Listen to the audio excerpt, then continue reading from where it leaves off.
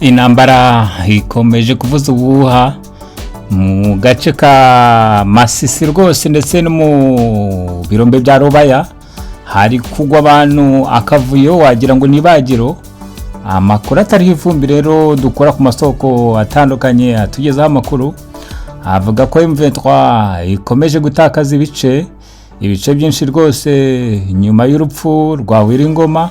Colonel Wiringoma uyu wari umuvugizi wa M23 mwakunze kumenya nka Quickly Makenga rero umuyobozi we nyuma yo gucika iki gitero cya drone ngo yaba ari hagati y'umupfu n'umupfumu ndetse ngo bari mu bitaro by'Ikanombe ahari kuvurizwa ku buryo bukomeye, ariko nawe ngo igikere cyose mwakumva ngo inzogera zirenze yitabye Imana. Kagame rero ngo yaba yamaze kubona ko atazatsindiye intambara ndetse n'amahanga yamaze kumuvaho, ngakaba ari kwiga uburyo agiye gutanga M23 igakubitwa inshuro. Abasesenguzi mu bya politiki niko bavuga, igakubitwa inshuro rwose nkuko byayigendekeye muri 2012 na 2013. Icyo gihe Barack Obama yarahamagara kuri telefone, hamagara Kagame ati rwose mbare kabiri mwavuye muri Goma. Niko byagenze rero.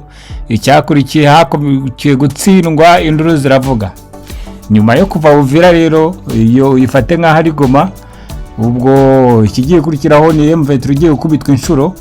Abana ba M23 rero mushatse mwamenye ubwenge mugatangira kuyabangira ingata cyangwa mukareba aho mumenera mu kurigitira, kuko ibyanyu byo bazana bashorera mpaka bagejeje mu myobo ikuzimu. Dore ngayo nguko rero gataho abasengura muri politiki bavuga ko Kagame yandi mahitamo afite, kuko atababwira ngo muhunge muze tubakire i Kigali, kuko byaba ari kongera umujinya Trump amufitiye. Kagame ngo yabamaze gutanga M23 rero naho Kigali abasengura politiki ngo M23 igomba kwihorera. Ayinya irihorera se imyaka imazine yose niyihoreraga. Ibintu birakaze rwose muri politiki, ibintu birahinduka. Abasenguzi rero bavuga, abandi bati nawihorera kuri Amerika, kuko iyo ugerageje kwihorera birangira ari wowe uhaguye. Mbahaye ikaze rero kuri No Lie nta kinyoma, aho dukubitira icyuma hakubuye tukacyandagaza. Amakuru yacu tuyahere ku makuru ari kuvugwa. Amakuru avuga ko imva ya Kizito rero yaba yataburuwe mu mujyi wa Kigali. Iyi ntabwo yaba ari imva ya mbere itaburuwe, kuko ni imva ya Perezida Kayibanda yarataburuwe muri stade ya Muhanga. Abantu bifata ku munwa batari ko FPR itaburira imva z'abantu gute. FPR yizi rero ko imviri mu murambo, ariko umurambo no mu rugigunzwe kandi ukivugwa. Banza bavuga bati ntihazagira abantu baza kuhegera bakahurira ari benshi bagashinga umugambi wo kutwica no kudukora ku butegetsi. Imva ya Kizito yabitaburuwe nyuma y'imyaka 6 ashyinguye hari Rusororo. Nyamara kandi nkuko mwabyumvishije yaba Badrama yaba opposition yose n'abatavuga n'ubutegetsi, Kizito yabaye ikimenyetso ndakuka cy'ubutwari bwo kudaheranwa n'imbaraga n'ubutegetsi ngo bigutera ubwoba, aho ukavuga icyo utekereza, by'umwihariko muri politiki ukavuga karenganya ukakarwanya.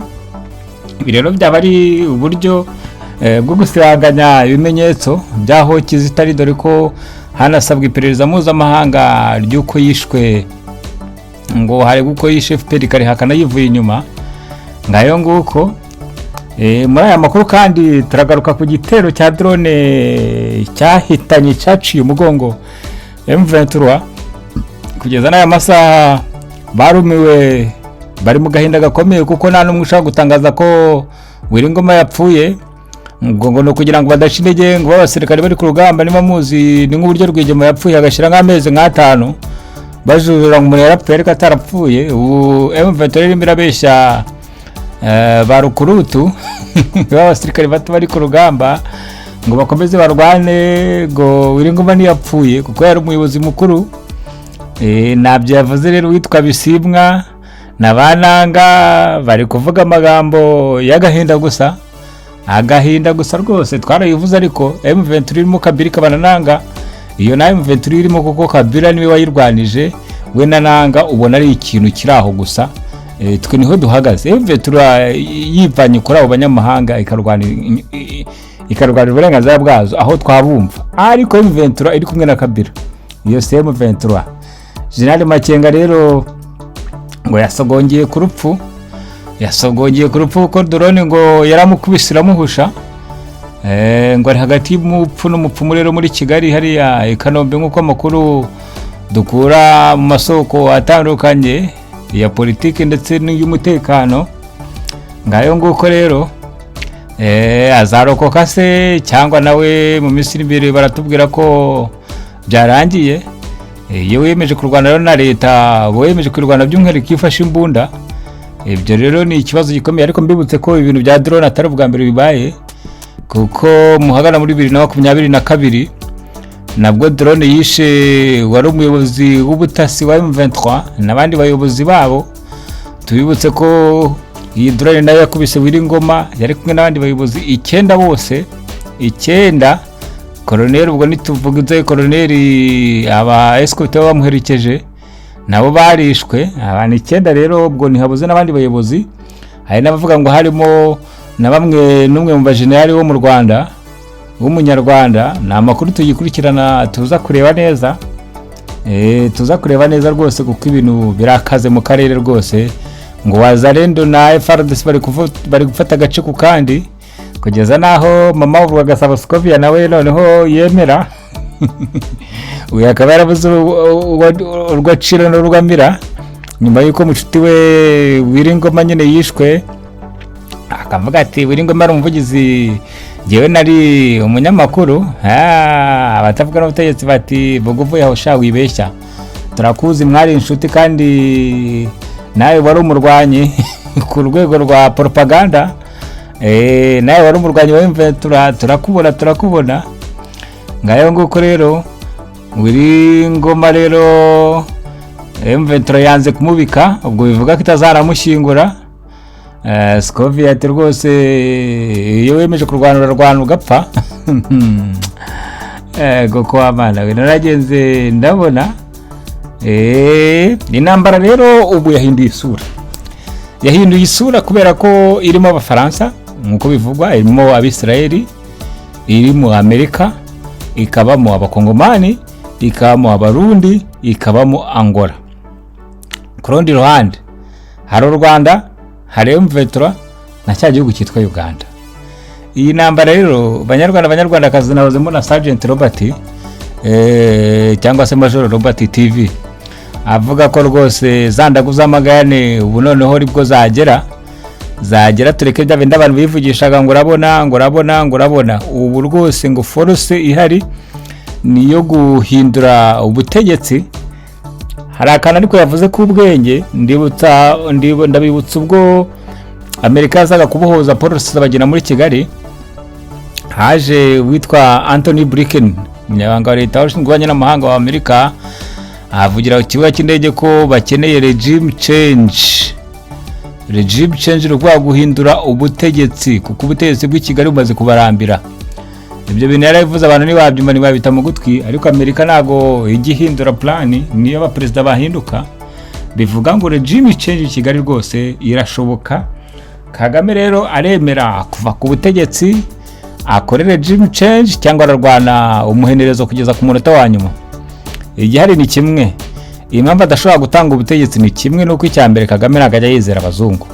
Arabizi ko aramutse aravuyeho bashobora guhita bamufata bakabukubita mu rukiko mpanabyaha, imitungo ye n'abana be bose bakagenderamo. Icya kabiri, Kagame yashinjwe ibyaha by'intambara, bya genocide, ibyicarubozo n'ibinyoko umuntu haba muri Kongo no mu Rwanda. Kandi murabizi ko Tshisekedi amaze iminsi avuga ko hagomba kujyaho urukiko mpuzamahanga rwashyiriweho Kongo, nk'uko wumva urukiko mpuzamahanga rwashyiriweho u Rwanda Arusha, narwo rukajya mu kindi gihugu ubundi rugakusanya ingabo, abajenerali ba RDF, aba M23 n'abandi bose mu rukiko bakaburanwa. Ibyo ni ibintu Kagame adashaka kubona mu maso biza, nyamara kandi biri mu nzira. Niba mushaka kumenya amateka, muzareba amateka y'umugabo wari perezida wa Sierra Leone, yari imeze nka Kongo. hari inyeshyamba yarayoboye zari zarayogoje Sierra Leone kugeza zinayifashiye, zirayogoza zica abasivili, zirica zigurisha Diamond, iyo bise Black Diamond na filime yayikinwemo yitwa Black Diamond, zirica koko. Charles Taylor ariko byarangiye ashiriweho urukiko, arafatwa arakatirwa, ebana ubanza yaranishwe. Charles Taylor niko byagenze.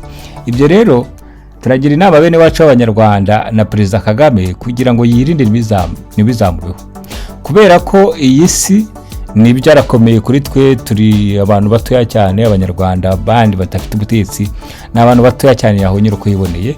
Ariko iyo hanganye na Amerika n'ibindi bihugu, hejuru y'umuntu haba hari undi. Hejuru ya Kagame rero hari Amerika, hakaba Trump, hakaba Macron, hakaba n'abandi. Ni ukureba uburyo yakorana nabo akisevinga. Twe ntabwo dushaka Kagame ava ku butegetsi apfuye n'abagize gute, atugiriye neza yatanga ubutegetsi mu mahoro, ubundi ibintu bikagenda neza. Ariko Kagame ni umuheza ngubundi, ntabwo ashobora gutanga ubutegetsi mu mahoro, ibyo arabizi kuko n'ubundi ntabwo yafashe mu mahoro. Ibyo rero birasaba ko ibintu bizahinduka, ariko natemera ko M23 iva hariya Kongo, ndakubwiza ukuri ibintu bizahindura isura.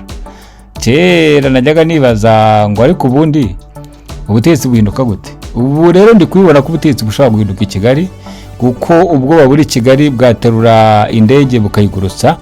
Ibintu byose ni danger.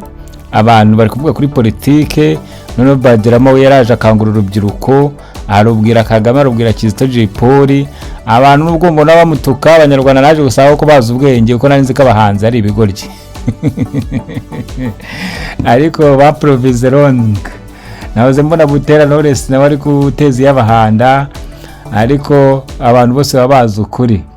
Ngayo nguko rero reka mbashimire, mbabwira ko M23 ikomeje gutakaza hariya. Ikindi abasenga musenge yuko abana b'Abanyamasisi mu bwoko batutsi bakomeza gushirira mu ntambara batazi icyo barwanira, ziyobowe n'abaperezida bari kurya n'abana babo bari mu mazu meza. Nta n'umwe bohereza ahubwo bakohereza abana ba mwene ngofero, akarero bajya gupfira muri ayo mashyamba barinze ng'ibirombe batazi niyo koroto kwisa. Ngayo nguko rero Uwiteka bari namwe, amakuru nakagaruka. M23 irakomeza gutakaza se cyangwa irihorera? Iki ni ikibazo wakwibaza, ariko ibyo kwirora ndabona nabyo. Ahubwo ikiza nuko nayibwira kayamanika, ubundi gahita yesubirira riri, ubundi kazanegosiyo. Nawe ibintu ndanje Abanyarwanda, Abanyarwandakazi, Uwiteka bari namwe. Bye bye.